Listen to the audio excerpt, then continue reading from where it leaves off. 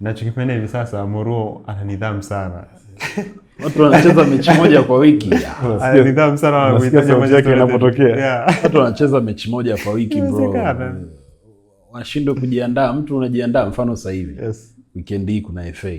Manchester United hawana mechi yoyote. Wanajiandaa na mechi inayokuja wiki mbili zijazo. Hata nyinyi mngeweza tu kuamua mkacheza mara moja kwa wiki. Bahati mbaya hatujaweza. Yes, ni weekend nyingine tena ya Game Time ya Dimbani Connect. Tunakwenda kutazama matukio mbalimbali ambayo yanakwenda kutokea weekend hii barani Ulaya kwenye ligi mbalimbali barani Ulaya, lakini pale England ama Uingereza kutakuwa na michuano ya FA Cup. Mimi ni Andrea Masawe, nipo na Moro King pamoja na Masud Mswahili, shabiki la Manchester United, mmoja kati ya shabiki ambaye hivi sasa anatamba sana pale kwenye top 4, huku Chelsea ndugu yangu Liverpool na Aston Villa tukiwa bado tunatembea na mkongojo anasema. Babu unakuwa na kigugumizi kuitaja Manchester United. Manchester United bwana hivi sasa tamba pande zako. Pande zao au tambi. Mmoja kati ya klabu ambayo hivi sasa tulikuwa tuna matarajio makubwa sana na Manchester United hapa katikati, lakini I think yule jamaa atakwenda kunyoa nywele sasa. Yule wa game 5 mfululizo. Yeah. Inawezekana.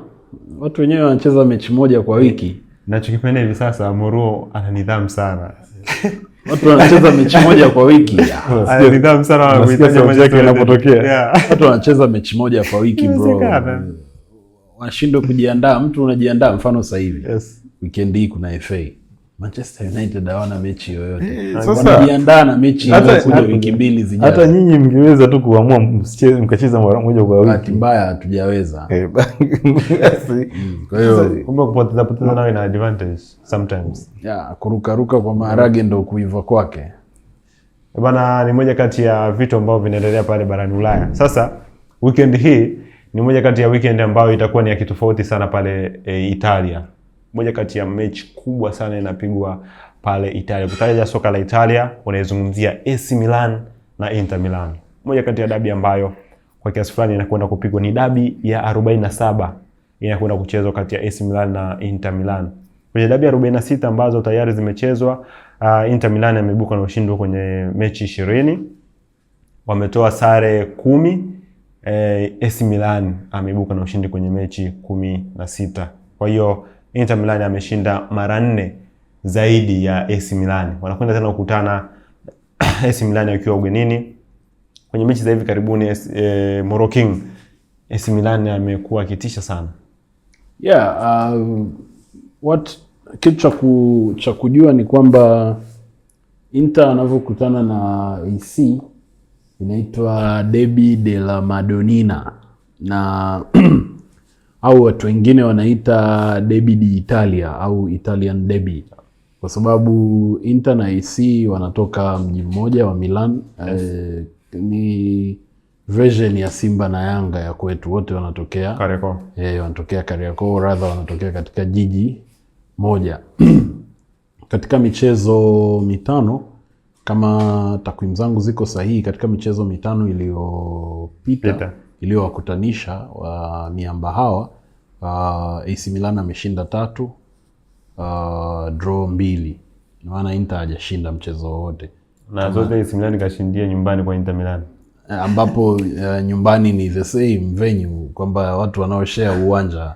Wakicheza AC Milan unaitwa San Siro. Yes. Wakicheza Inter Milan nyumbani uwanja unabadilika jina, unakuwa Giuseppe Meazza, ambao wanasema by 2027 wataanza construction ya uwanja mpya mwingine nje ya San Siro / Giuseppe Meazza. Tofauti ya Internazionale na AC Milan ni point zisizopungua 10, kwa sababu game ya mwisho ya AC Milan dhidi ya Cremonese alishinda dakika za jioni kabisa. Nadhani that was a 2-0 draw, a 2-0 win. Kuna wakati AC Milan alikuwa na run na points, alikuwa anazipata sana, alafu hapa katikati draw kama zote. Nadhani alikuwa anataka kutengeneza kakabati chao, na hapo ndipo ambapo Inter alitokea. Na tukumbuke AC Milan msimu huu hajashiriki michuano ya Ulaya. Kwa hiyo amekuwa kama ndugu zangu wale ambao wana mechi moja kwa wiki, wanacheza mechi hiyo moja. So ukiachana na Coppa d'Italia, kombe la Italia lile ambalo walicheza nadhani sikumbuki vizuri, lakini walitolewa. I think either Napoli au Bologna walitolewa pale. Kwa hiyo itakuwa a very interesting game kwa sababu what to think is point gap ni point 10. Inter anaongoza kama kawaida. Inter anafanya vibaya kwenye michuano ya kimataifa au amefanya vibaya kwenye michuano ya kimataifa, lakini katika michuano ya ndani ameonyesha kwamba Scudetto anahitaji. Kwa hiyo it's a very interesting. Ukiangalia michezo mitano ya Inter Milan, kapoteza michezo miwili ya mwisho. Kapoteza michezo miwili na michezo hiyo ni dhidi ya Bodo Glimt. Ukiangalia UEFA Champions League inamaanisha. Ukiangalia mechi ya pili ya Bodo Glimt akiwa ugenini, akiwa nyumbani kwa Inter Milan. Inter ameonekana akipata shida sana akikutana na timu ambayo inashambulia. Yeah, and I think team almost zote za Italia zinapata changamoto hiyo. Timu ambayo inawashambulia sana kwa sababu Serie A sasa hivi inajifanyia, I don't think kama ni neno sahihi kusema rebranding, kwa sababu kuna wachezaji ambao ni veterans kutoka timu kutoka kwenye ligi nyingine. Yeah.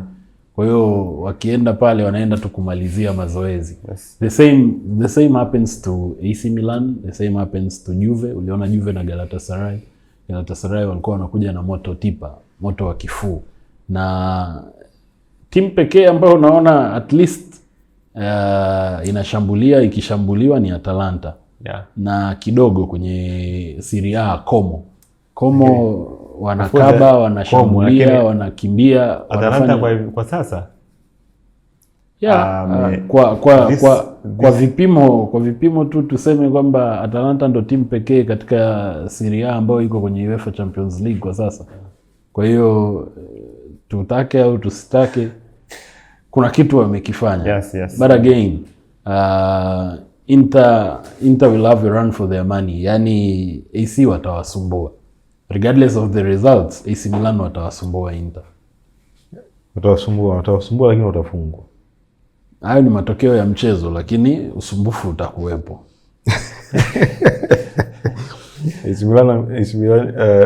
AC Milan hawana mashindano yoyote. Kama Manchester United, yeah. Kama hilo litakufanya wale vizuri usiku. Lala vizuri. Hawana mashindano yoyote. The gap is too big. Kwa ukiangalia performance wise between those two teams. AC Milan wamekuwa hawachezi vizuri sana. Japo wamekuwa ni wagumu kidogo kufungika. Yeah, wamekuwa hawafungi magoli mengi. Game zao zinakuwa hazina magoli mengi sana.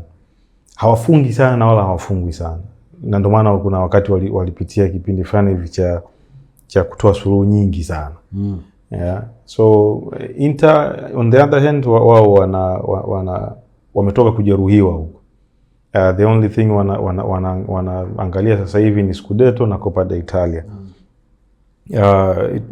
Labda walikuwa matarajio yao ilikuwa ni kufanya vizuri zaidi kwenye UEFA Champions League, kurudia yale walioyafanya msimu uliopita, lakini haijawa hivyo. Wamekutana na kigingi, wamefungwa vizuri. Yani wamefungwa vizuri sana. Tofauti na watu wengi, hata mimi nilivyokuwa ninadhani. Yeah. So nadhani kule walipo sasa hivi nyumbani kwenye domestic cup na ligi, kule ndipo watakapong'ata meno. Haijalishi AC Milan wanacheza mara moja kwa wiki au wanacheza mara moja kwa mwezi. Na wao ndo wa pili. So kuna gap ya point 10. Pointi ya 67 kwa 57 sijui. So inaweza ikawa game it's a close contest, lakini sioni AC Milan wakipata matokeo kwenye hiyo game. Matokeo chanya. Matokeo ni matokeo. Yeah. Lakini sioni AC Milan wakipata matokeo chanya kwenye hiyo game. Yes, na kwenye league of course Inter Milan hivi sasa ana performance nzuri sana. Tofauti na kwenye UEFA Champions League. Bwana, pale Uingereza kuna michuano ya FA Cup ambayo inaendelea weekend hii. This weekend kuna mechi kubwa ya Newcastle United dhidi ya Manchester City.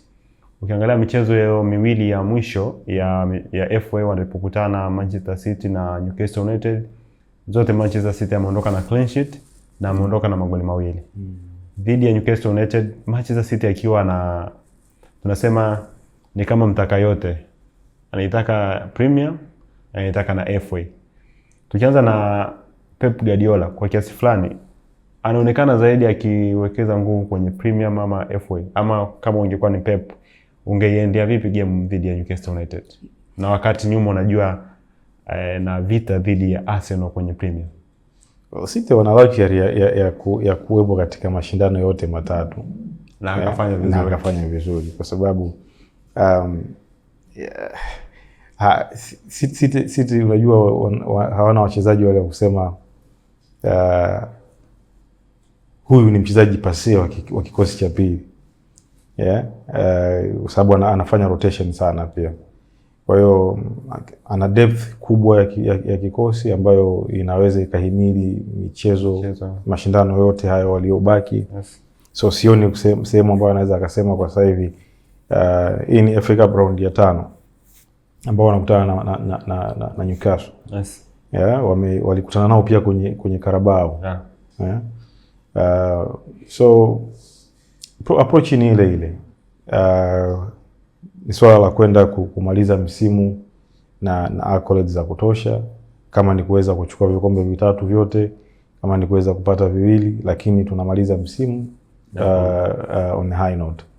Kwa approach ni kwamba tunakwenda kupata matokeo dhidi ya Newcastle. Na kwa sasa Newcastle na City imekuwa tena sio matchup ya kushtusha, kwa sababu City wamekuwa wanapata matokeo kirahisi. In most cases Newcastle ngumu. Na huku nyumbani domestically Newcastle wamekuwa wamekuwa wanapata shida sana. So the confidence is high kwa City na naona wanaweza wakaenda kuchukua point 3 pale St James Park. Wakapata matokeo. Sio point 3 tena. Wakapata matokeo pale St James Park. Nafasi ya Newcastle United kuondoka walau na sare akiwa nyumbani. I think Pep ataanza na kikosi ambacho tunakitazamia. Well, I think with what's going on right now na michuano walionayo, sidhani kama City ataanzisha kikosi cha kwanza. Na technically kama alivyosema Yuzo kwamba City hana wachezaji ambao utasema hawa ni wachezaji wa bench, isipokuwa labda James Trafford ambaye amekuwepo bench for quite some time. City anajitahidi kwamba wachezaji hao wengine wote wacheze. Niliona juzi alimleta Nathan Ake, Johnston yupo. Kwa hiyo ana watu fulani hivi ambao wanaweza wakapambana kama wale wa kikosi cha kwanza. Wanachozidiana ni quality tu. Na for the past 20 games Newcastle hajashinda hata game moja katika michezo 20 waliokutana. Riverside iwe FA iwe Carabao iwe wapi, Newcastle United hajashinda mechi yoyote dhidi ya City. Na Newcastle anaingia kwenye hii game wakiwa na advantage moja tu, kwamba hana pressure ya chochote. Newcastle akipoteza hii game itakuwa ni just another game, just another statistic. Ni takwimu tu kwamba Newcastle umepoteza dhidi ya City. Lakini City akipoteza game dhidi ya Newcastle, hiyo itakuwa ni hadithi ya kusisimua. Hata nikiangalia kikosi cha City, tunachokisema ni kikosi cha pili, lakini tunasema ni kikosi cha pili kwa sababu yani tunashindanisha kikosi cha City na cha City. Lakini ukichukua hata kile kikosi cha pili cha City kinaweza ikapambana kabisa na Newcastle. Mabeki wanne wa City wanaoanza games, ukiwachukua wengine ukawaweka, they will give you almost the same, not the same but almost the same results. Viungo mfano weekend iliyopita rather kwenye Premier League Erling Haaland hakuwepo, lakini Semenyo did just the same job.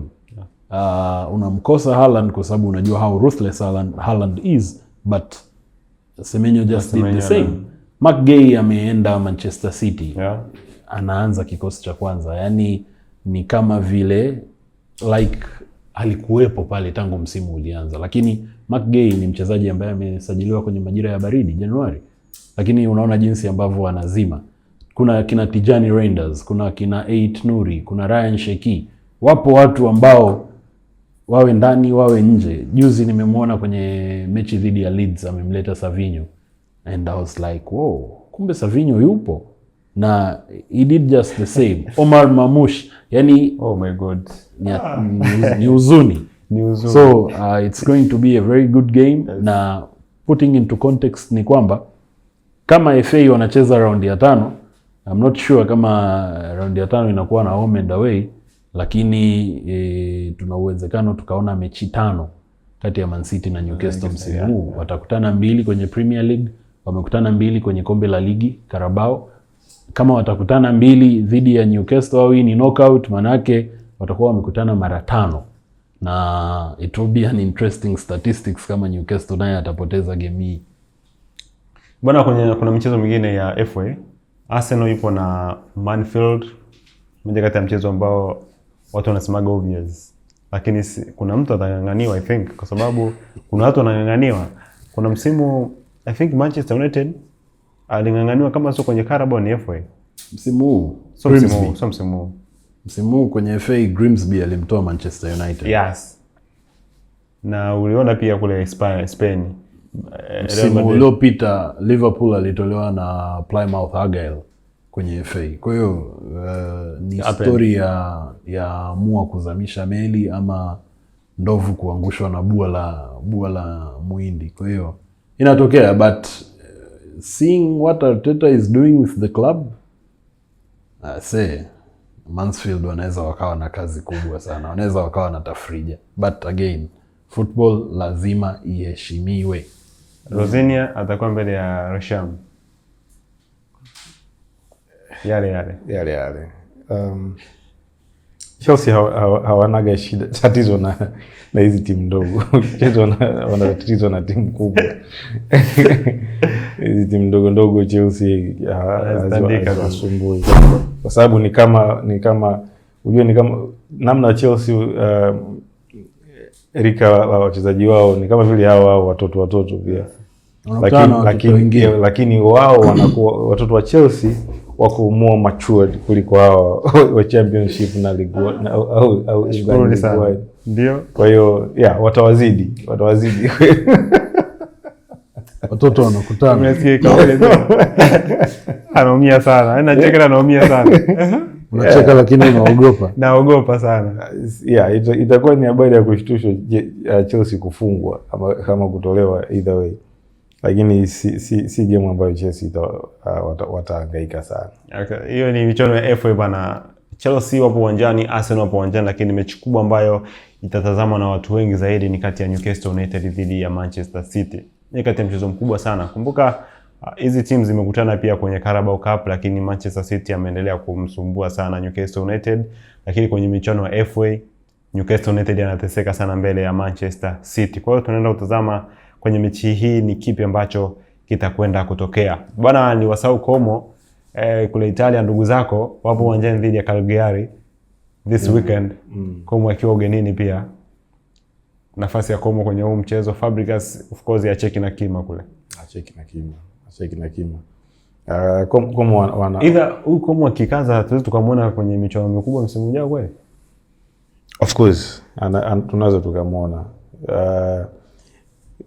kucheza Europa League, anaweza akacheza kama akiendelea hivi. Kuna uwezekano mkubwa wa kucheza hata Europa League msimu ujao.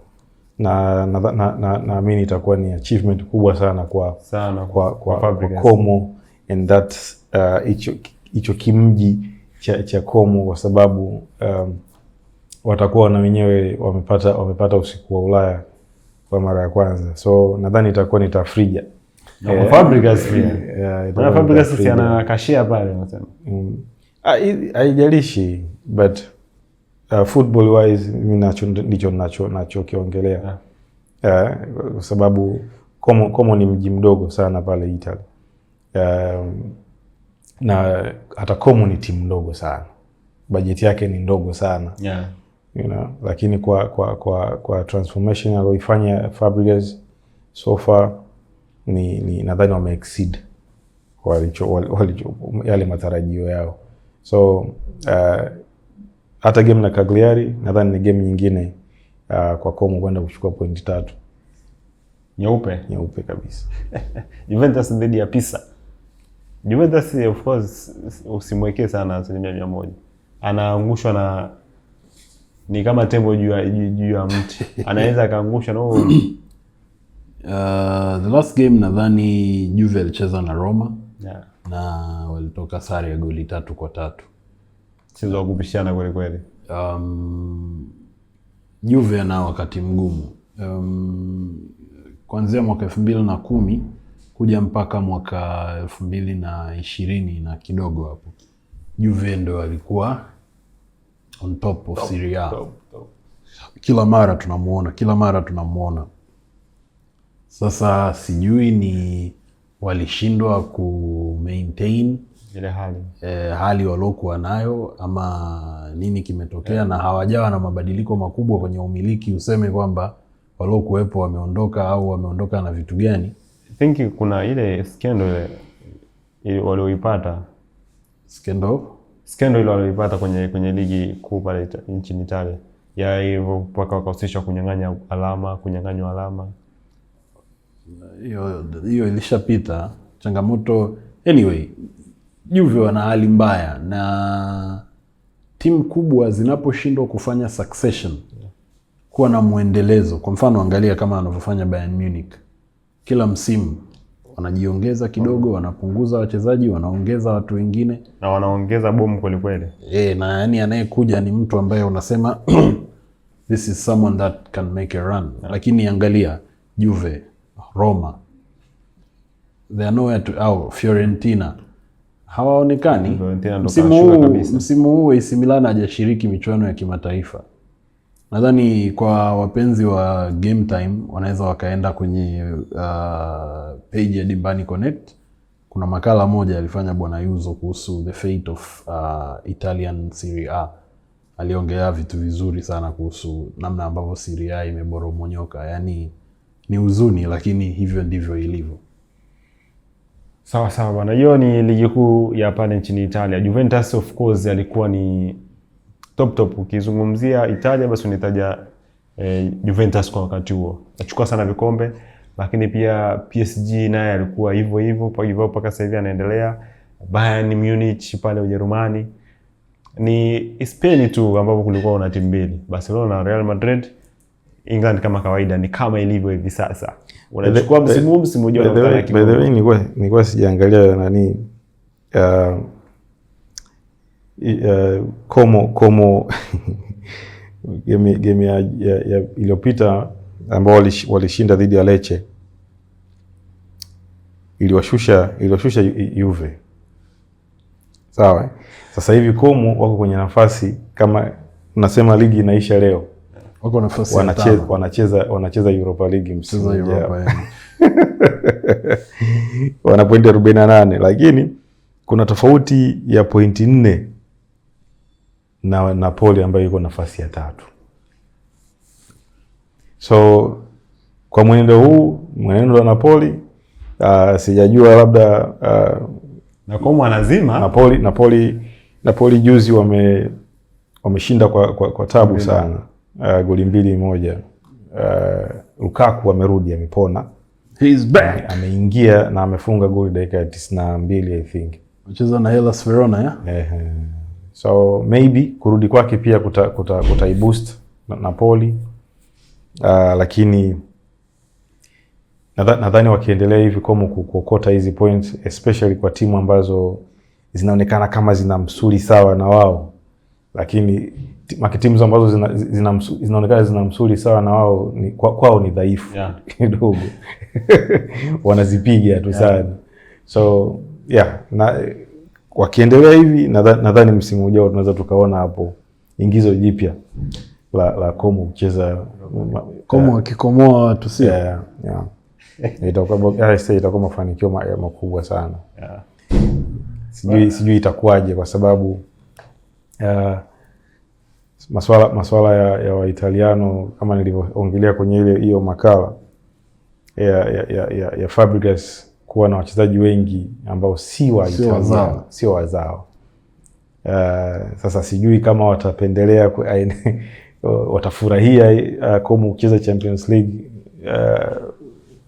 wakiwa wanajua kwamba timu ya Como ni moja ya timu ambayo kwa namna moja wakiamini inarudisha nyuma maendeleo ya soka la Italia kwa ujumla. Lakini hiyo perception walionao kichwani nadhani ni mbaya sana. Sio mbaya kwa sababu hiyo ndio wanachokilalamikia kwenye uchanya wake ndio kulifanya Italy ikawa Italy kwa miongo yote hii. Ligi ya Italia kuonekana ligi ngumu duniani kwa miongo yote hii. Timu ya Italia ya timu ya taifa kuwa na ushiriki wa mara kwa mara katika majukwaa ya dunia. Italia ambayo ina miaka 20 haijashinda kombe la dunia. Mara ya mwisho alishinda 2006. Kwa hiyo kwa super, unajua kuna nchi ambazo ni super power kwenye football. Sasa kwa timu kama Italia mara ya mwisho wamefika finali ya World Cup 2006. Mara ya mwisho wameshinda Euro 2020 I think, even 2020 2021 I think, kizazi cha kina Federico Chiesa. Wana hali ngumu. Mpira wa Italia una hali ngumu, unapitia kipindi kigumu. Sijui what happened kwa sababu sasa hivi ni ngumu hata kuona youngsters wanaotoka huko chini kwenda kupewa nafasi katika hizi timu kubwa. Zamani ilikuwa hao kina Francesco Totti wanapata nafasi wakiwa na miaka 18, 19. Gianluigi Buffon ameanza kukaa pale golini na miaka 17 tu. Kina Alessandro Del Piero. I think kwenye timu ya taifa sasa hivi ukitaja timu ambayo inakuja na unaona kizazi kinachokuja kitakuwa labda imara zaidi, Italia nadhani uwezo ukaiweka. Uwezo iweka. Iko on the verge of missing out the third World Cup consecutively. Na Italy kiangalia goalkeeper wao Gianluigi Donnarumma ameanza kucheza professional football akiwa na miaka 16. Kuna kipa gani wa Italia mwingine unaweza kumfahamu kamtaja haraka kwenye top leagues ambaye yupo ukasema anaweza kuchukua ile namba pale? Na kinachosimenti hiyo kauli ni kwamba kinyume chake kuna timu za taifa unaziona kabisa baada ya misimu miwili mitatu watakuwa na kijana, watakuwa na for example Spain. Spain mara zote huwa wana wachezaji ambao ukiwaona unasema hawa wanahitaji misimu miwili tu. Kwa mfano look at Lamine Yamal. Watu walivyomuona Lamine Yamal tangu akiwa na miaka 16. And actually Lamine Yamal ni moja kati ya wachezaji wadogo kufikisha mechi 100. Lamine Yamal, Pedri, Gavi, I don't think Gavi amefika mechi 100, lakini Lamine Yamal na Pedri ni katika wachezaji wadogo ambao either wamefika mechi 100 wakiwa wadogo sana au wamekaribia mechi 100 wakiwa wadogo. Na kwenye performance ya juu sana. Na mind you, timu kama Spain ina kila mtu. Yaani Spain wana kila mtu, wana kipa mkali, tena sio kipa mmoja, wawili. Si ndio? Raya na Unai Simon. Yaani ni ukitoa huyu ukimweka huyu kuna gasi ya Barcelona. Unaona? Bwana tubaki hapo Spain. Barcelona hapo uwanjani dhidi ya Atletico Club weekend hii. Wow, that's a very good game. Yes, lakini just inakuwaga nje ya uwanja inakuwaga ni game kali sana, lakini ndani ya uwanja Atletico Club wanapataga tabu sana. Tabu sana, anafungwa bila clean sheet. Bro, ni Barcelona. Kila mtu anapata tabu akikutana na Barcelona. Umeona mechi Barca walicheza weekend, walishinda 4 dhidi ya hivi ni Villarreal ya? Villarreal ya. Uliona magoli ya Lamine Yamal. Kila timu inapata shida ikikutana na Barcelona. Kwa hiyo sio Athletic Club peke yake. Na ina ile ya wachezaji. Lakini I think Athletic Club huwa wanampa Barcelona inaitwa nini ile? Joto ya jiwe, if that's the right word, joto ya jiwe, kwa sababu Riverside matokeo, lakini ile game la Athletic Club huwa wanakamia sana hiyo game. Nadhani kuna timu mbili ambazo zinampa joto ya jiwe kwa haraka Barcelona, Atletico Madrid na Athletic Club wenyewe Bilbao, wanampa joto sana. Bwana, hiyo ni michezo ya weekend hii, moja kati ya weekend ambayo ina michezo si mingi sana, lakini ni michezo ya kutisha kweli kweli. Bwana, ni moja kati ya weekend pia ambayo itakupa fedha. Kwenye kidogo kuna kingi wanasema. Kwa hiyo wana game time wamekaa chini, wakajadili, wakapanga odds zao. Sasa wanaenda kukupa game 5 za fedha weekend hii. Na tunaanza na game kubwa kabisa, AC Milan dhidi ya Inter Milan. AC Milan dhidi ya Inter Milan. Under 3.5. Under 3.5. Hiyo ni odd ya mchongo. Under 3.5. Bali sana. Both teams to score. GG. Newcastle United dhidi ya Manchester City. Over 1.5. Manchester City anashinda. Manchester United mtoka Mwakariri United. Hawapo kwenye michuano yoyote. Lakini mwakariri. They are living rent free. Bitter rivals. Unajua? Atletico Club dhidi ya Barcelona. Barca anashinda. Nimechukua Juve dhidi ya Pisa. Juve anashinda. Lakini pia nimchukue Cagliari dhidi ya Como. Bana, unamheshimu Como sasa hivi sana. Como anakomoa watu. Okay, bana, Como anashinda of course. Juventus anashinda. Athletic Club dhidi ya Barcelona anashinda moja kwa moja. Newcastle United dhidi ya Manchester City anashinda moja kwa moja. AC Milan, Inter Milan, Inter Milan goli moja. Tia fedha za, yani unaweza kuweka hata kodi kwenye hizo odds ambazo tumekupa hapa. Lakini akili zetu unaweza kuchanganya na za kwako, lakini na ukapata odds nzuri na fedha yako ikaenda sehemu salama kabisa. Bwana, hii ni Game Time ndani ya Dimbani Connect. Usiache kutufuatilia kupitia YouTube, Facebook, Instagram, TikTok kwa jina hilo la Dimbani Connect. Unazipata episode zote za Game Time. Ulikuwa nami Andrea Masawe. Instagram nifuatilia kupitia Andrea_Masawe 14. Lakini alikuwepo Masud. Unaweza kumpata kwa jina la Masud_I am_Masud. Bwana Moroking pale Instagram. Mimi napatikana kwenye mtandao wa Twitter, mtandao wa X zamani Twitter kwa jina la @Moroking. Huyo ni Moroking na Mswahili nilikuwa nao hapa kwenye meza Game Time. Uwe na wakati mwema.